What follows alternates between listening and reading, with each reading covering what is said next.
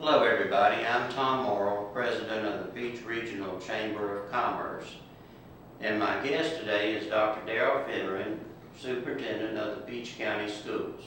We welcome you, Dr. Fineran, and I'm glad you can be with us today. Thank you, Tom.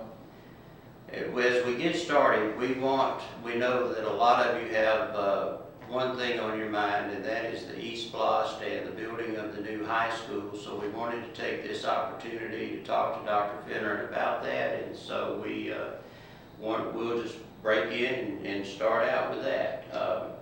Thank you, Tom. We have an educational special purpose local option sales tax, ESPLOST, that we have in place right now that ends next December. And we've had that in place for several years. We, like 157 out of 159 counties in the state of Georgia, have an ESPLOST that we use to fund construction, remodeling. You can buy textbooks, e-books, buses, those type of things.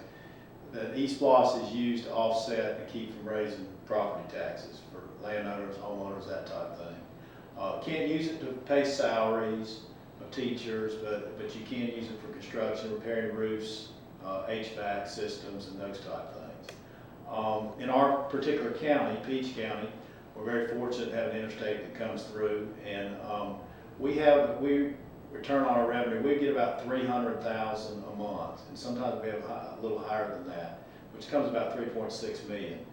And we operate, that goes into our funding that we use to fund our schools and to do maintenance and repairs and those type of things.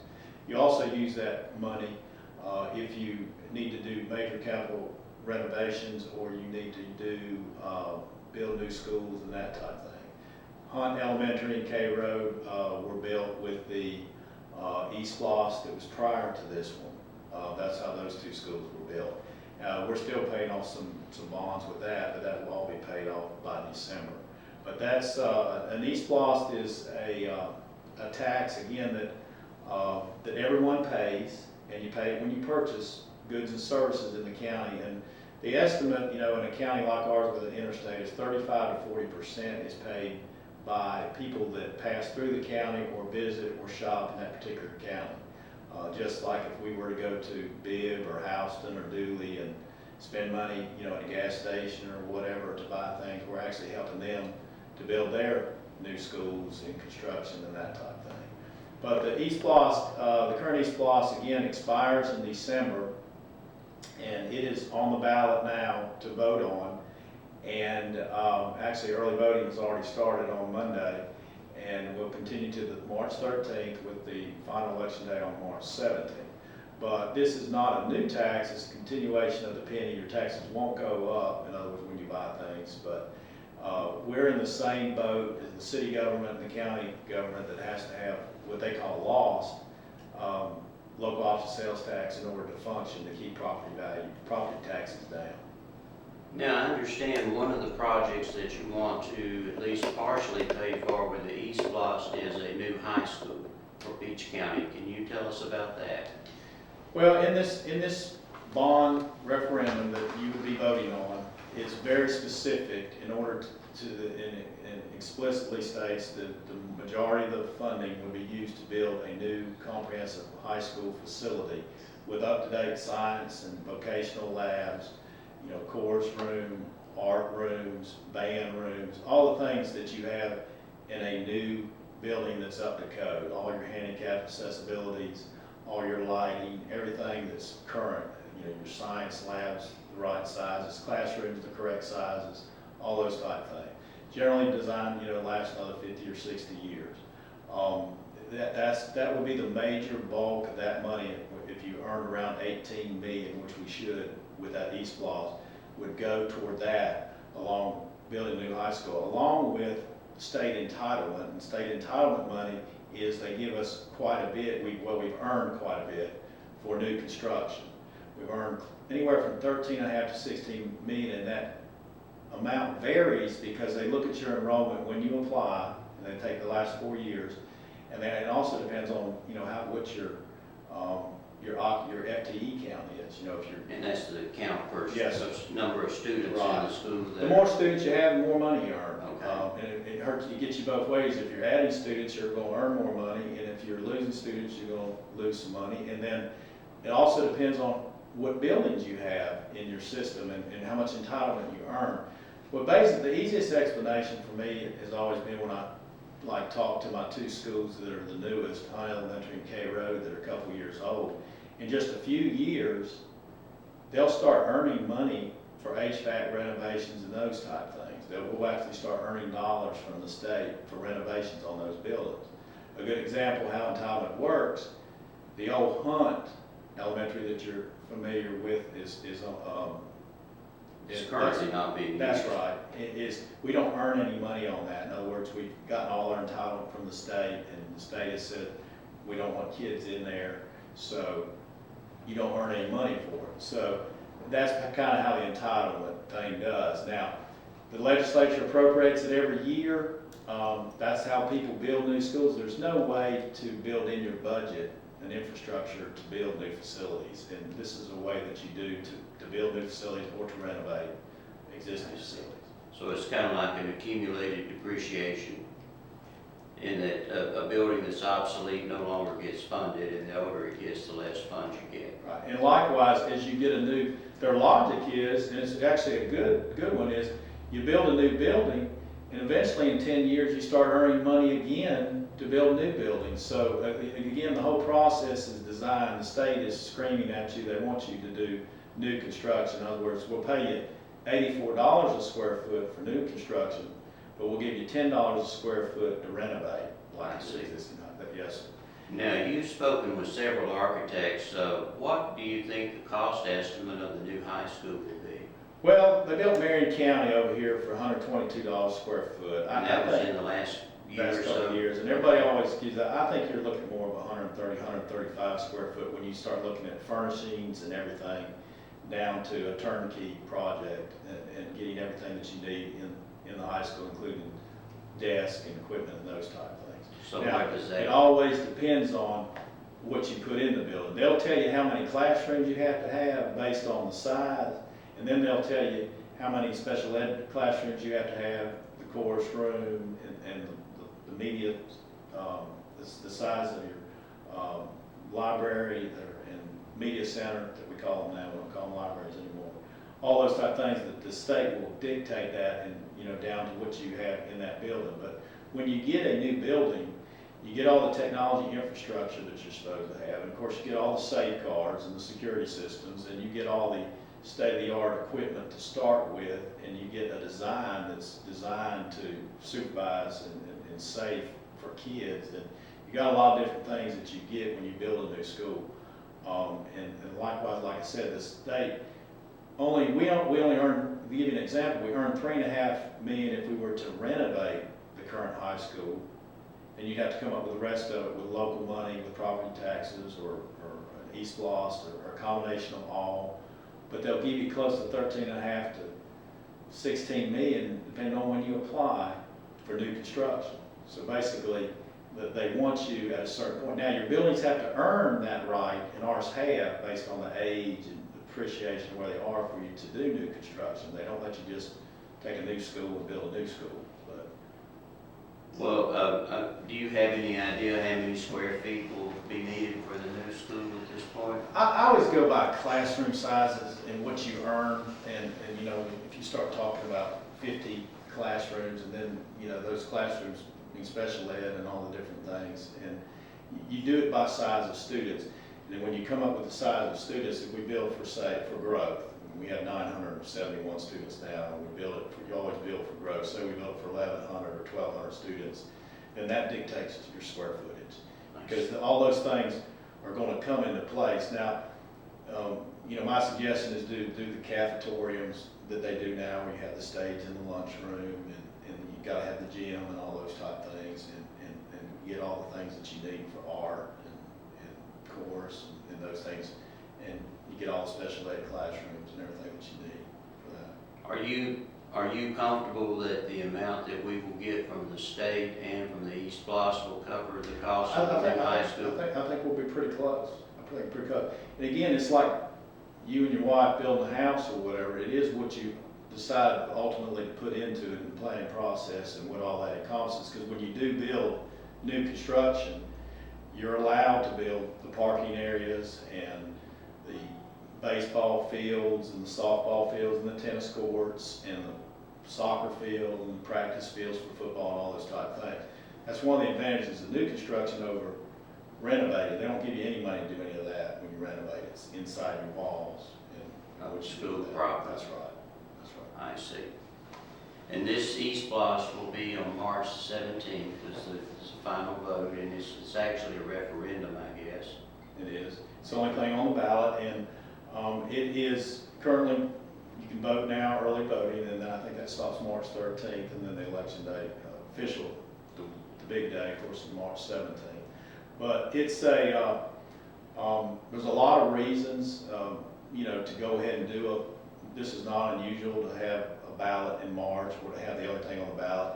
You go to Upson County, they're doing theirs in March right now. Sumter is doing theirs.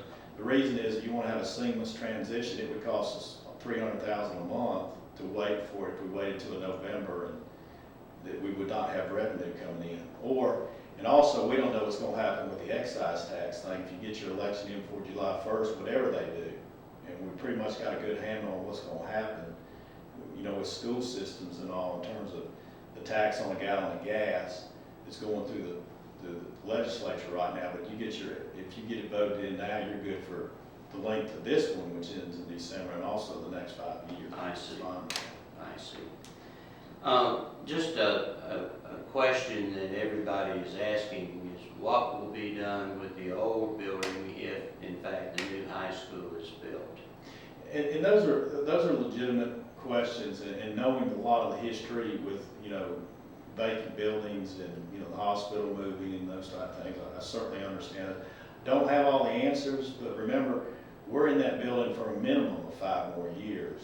When you build it, and I think a lot of people don't understand that, when you build a high school, this is a 5-year process. This is just the first part, get the resolution passed. But then you have to do a long planning process before with a lot of stakeholder input, everybody, including the staffs at the high school and the principals, and you develop and you hire an architect and you do all those type things, and then a minimum of 2 years in the build process, and it could take longer. So it's a 5-year process. The athletic fields we would still use, the stadium, Anderson Stadium, as well as the athletic fields we use by the middle school who don't have athletic fields. We still use the auditorium.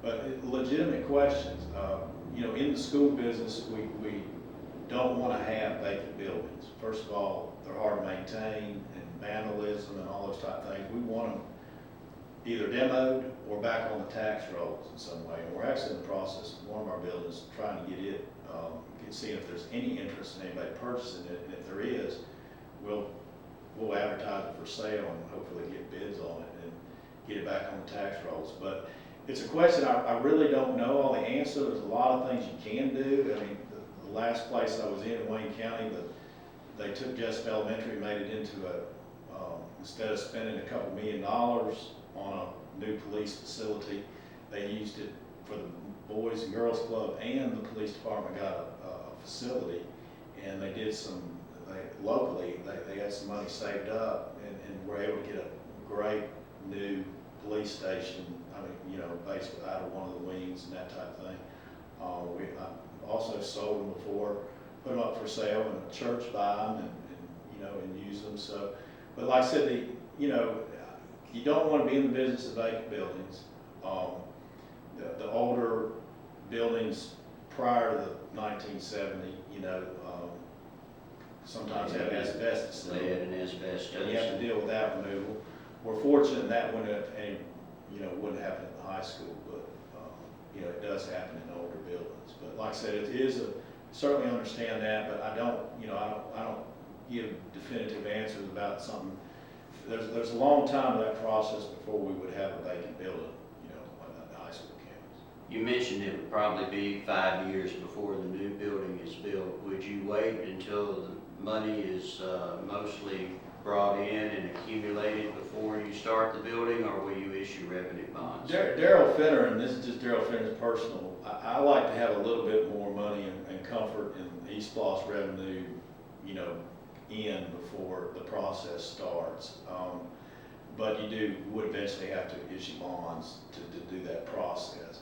A lot of people don't understand what you refer to, the entitlement, the state funds. The way it basically works is you're out there, they've poured the foundation, they've plumbed it and that type of thing, and the general contractor wants to get paid. Well, you've got to pay him, and then your architect signs off for it, you send it into the state, and the state's, okay, we'll send you a check for $800,000 of your entitlement. Well, it may have cost $2 million at that point, but they don't just hand you a check and say, go build a new high school. So that their funding lags behind the That's building. correct. Okay. So you have to have a little money in the bank to be doing the whole process, and in the end, they'll actually hold 10% till you're completely satisfied with every paint drop on the wall and everything like that, and you do the final sign-off, then the state will release their last 10%. So it's a lagging process, and a lot of people don't understand that. They think we're trying to build a high school next week. This is just the first step. If you don't have a resolution and have the income to do something, you don't build a new high school. It's just the first part.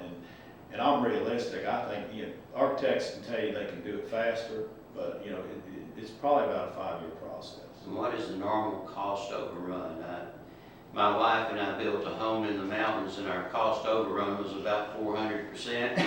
Well, so I can tell you this, you know, I've only done hard bid building of schools. That means when you have people, you hire an architect, you put out all the specs, you have a general contractor, and they bid it out, and you open bids in public, and you go with the lowest bid, and it's your architect's responsibility. I've never done construction management, but the ones I've built, I've never had a change order or gone over budget. So, and there's not too many people that say that, but if you get a good architect and you get a board that, you know, you start coming in and say, I want to change this, I want the buses coming in the front, not the back and all of that, then they got you. And you're going that's to where have the change orders come in. But they will have it down to every nail, light switch and everything. You hold them to it, and it's turnkey down to the water being turned on the day you get in there. And that's, to me, is the best way to do it, because you know, you do sealed bids and you open it up, and that's the way I mean, I think it's the best way. I think you get the big, you know, bang for your buck. There's people that like the other construction management. I like the process of, you know, low person, and you go with the lowest price and that type of thing. A question that I need to ask you is about academic performance. We've recently had 2 new schools built, and one of them is not performing at all very well academically, and the other is certainly not in the top half of the state. What is your plan for increasing the academic performance of our schools and better educating our children? Well, I got here in July 1st, I guess was my official day, and you know, a lot of things are in place for this school year, personnel as well as budget and those type of things, and everybody, you know, when they're hired as superintendent, you know, we have lofty dreams and that type of thing, but ultimately it's my responsibility from July 1st on, you know, the academic performance of the school system. I think our biggest thing to realize is ultimately you're as good as the people that you have, and management is huge and teachers are huge, and ultimately that's the biggest factor on, you know, if you've had children in school, I have children in school, is getting quality people and giving them an opportunity to administrators to run the schools, and also to get quality people and keeping them. Certainly understand where we are academically, although I do think that when test scores come out for this calendar year, which they're always lagging, probably next summer at best, I think you'll see a rise in test scores. We do have one, you know, Byron Middle School is way above the state average in a lot of respects. As, you know, it's like an 80 something CCRPI, which is very good. Byron Elementary did not go up, but they're in the high 70s on there. And again, we all need to show improvement.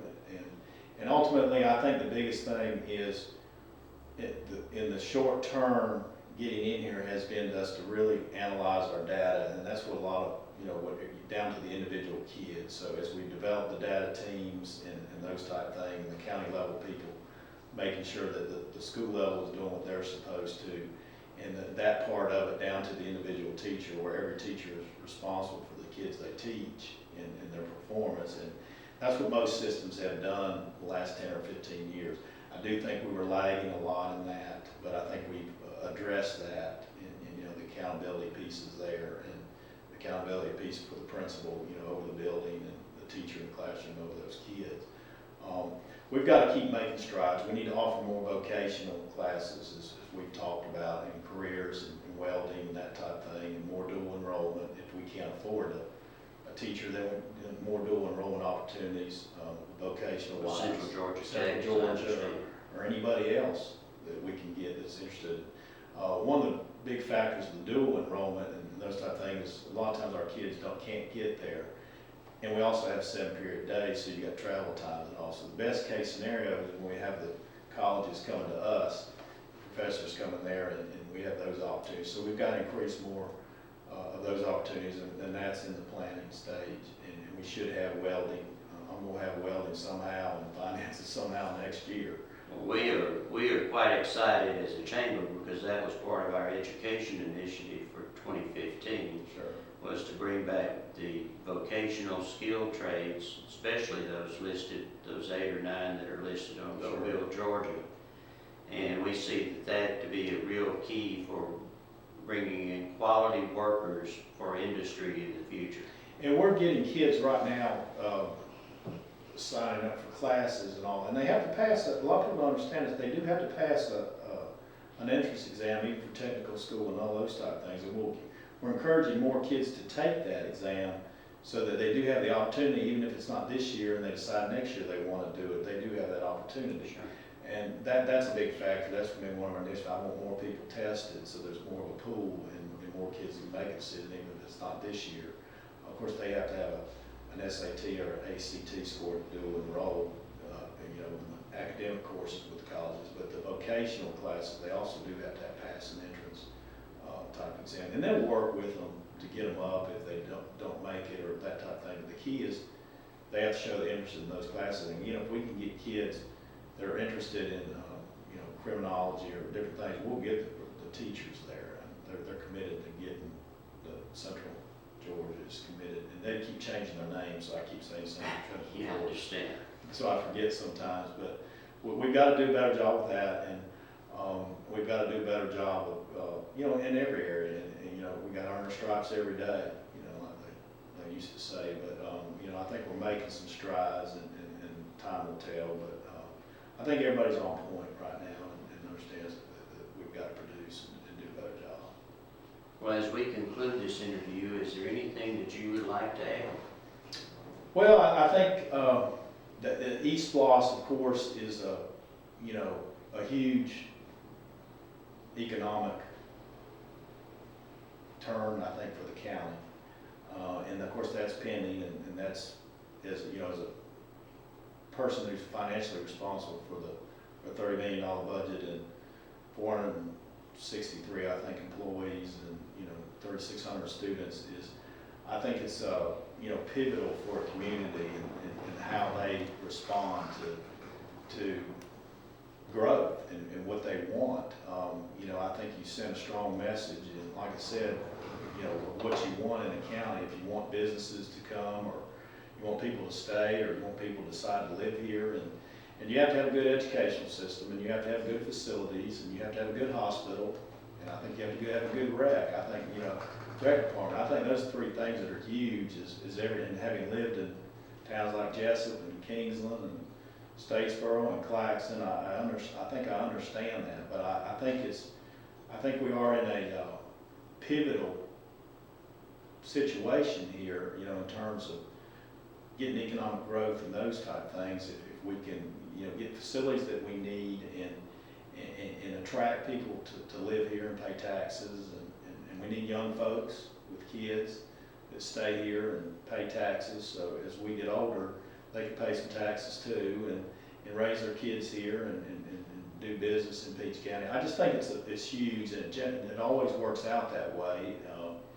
You know, when a county has a new high school, and it should be their flagship, and you know, I don't know, I know the new labs and the vocational classes that you can offer, and the updated vocational labs and all those type of things will enhance education as well as the technology.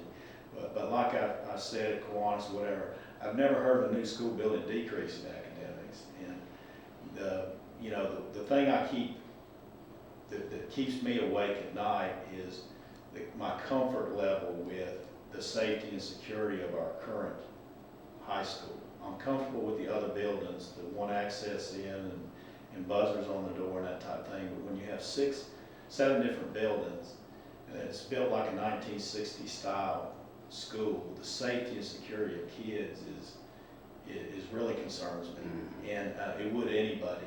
And that style for the 60s and early 70s, we lived in a different era, Tom. And you know, and now with what goes on is you've got to have a building that you can secure. We got 62 different doors at the high school. Well, I can go half a mile to middle school. There's one way in, you know, and every other door is locked. But there's 62 different doors. And a lot of people say, well, just lock all 62 doors. Well, the average junior in April gets called out of class 4 times a test. There's no way to lock that. And they're moving between building, and this goes on 7 periods a day, and those type of things. So my comfort level with the safety and security of kids is not where it should be with that particular setup. And I don't know how to fix it with remodeling. I don't think you can, short of putting a dome over it, like I talked about in Kiwanis. And but I just think that, you know, in terms of where we are with that facility, and we've gotten a lot of good out of that facility, and what it costs you for new construction. Of course, new construction is always cheaper than remodeling. And even if there was just a huge pool of money, you know, we raised property taxes and we had all this money, I still don't know what you would have at the end of the product if you tried to renovate and widen the walls for the buildings to make the labs and make it handicap accessible and light it like it's supposed to be, and widen the walls in the vocational classrooms and the labs that aren't up to code. Because when you start remodeling, you don't get to pick and choose. Now our money's going to run out as we start. You know, you probably use up to $3.5 million on roofs on the building and finishing the HVAC. So I get this question sometime, well, we just did work on HVACs. I said, well, yeah, we did, but we didn't do all the buildings there, and I still have 3rd, 4th, and 5th grade over at Byron Elementary that's not done, and we did a couple over here. But in this part of Georgia, you know, when an air conditioning system's out or a heater's out, you can't wait 5 years and do it. So, and again, we're still going to be in the building another 5 years. It's just one of those, you know, we're going to have to repair roofs and HVACs and do all those type of things and maintenance anyway. So it's, you know, it's a process. I like to think that I have a real good handle on buildings, construction, maintenance, those type of things. I like to think it's one of my forte.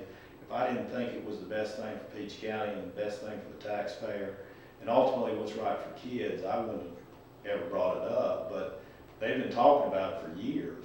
I just don't think anybody, and probably a decision probably should have been made a long time before I got here and ESPLOST voted on or whatever. But we kind of got toward the end of the season, and you know, have to make some decisions in order to, you know, look after the taxpayer as well as kids. And ultimately, Tom, it's about what's right for kids. And you know, in adults, we got to kind of step back sometimes and forget our political ambitions and those type things, and remember ultimately what we're trying to do is what's best for kids and their education and safety. And you don't get do-overs with education. So I think it's important to remember that. And I hope you know, we'll do like, you know, again, like 157 out of 159 counties do. The only 2 that don't is Burke County. They have Plant Vogtle, and they're building another nuclear reactor there, first one in 40 years or whatever it is. And the Towns has a loss, so they already have a penny,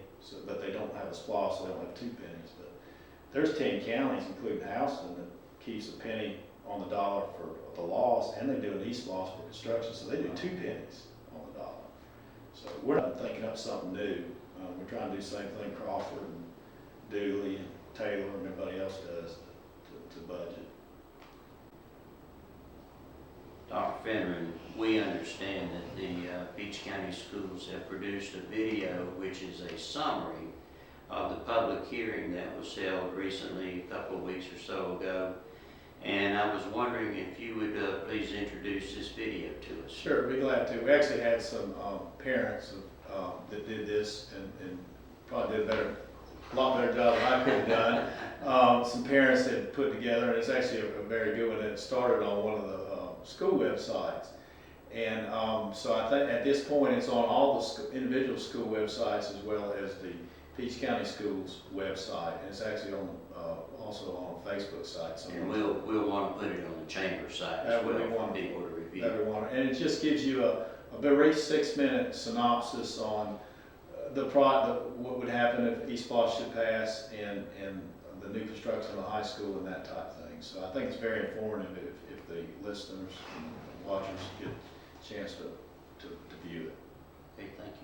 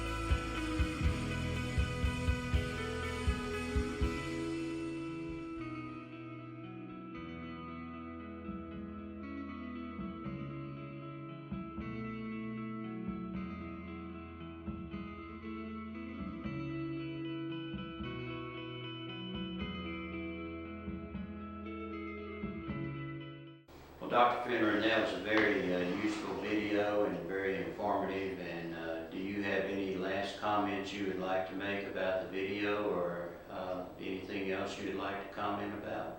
Well, I appreciate the chamber and this opportunity to speak to you today, Tom. And the video, again, is work of parents and people that are interested in public schools. And I think if you haven't had it, if you didn't get a chance to finish watching or want to watch it again, it is available on all the individual school websites, as well as the Peach County website.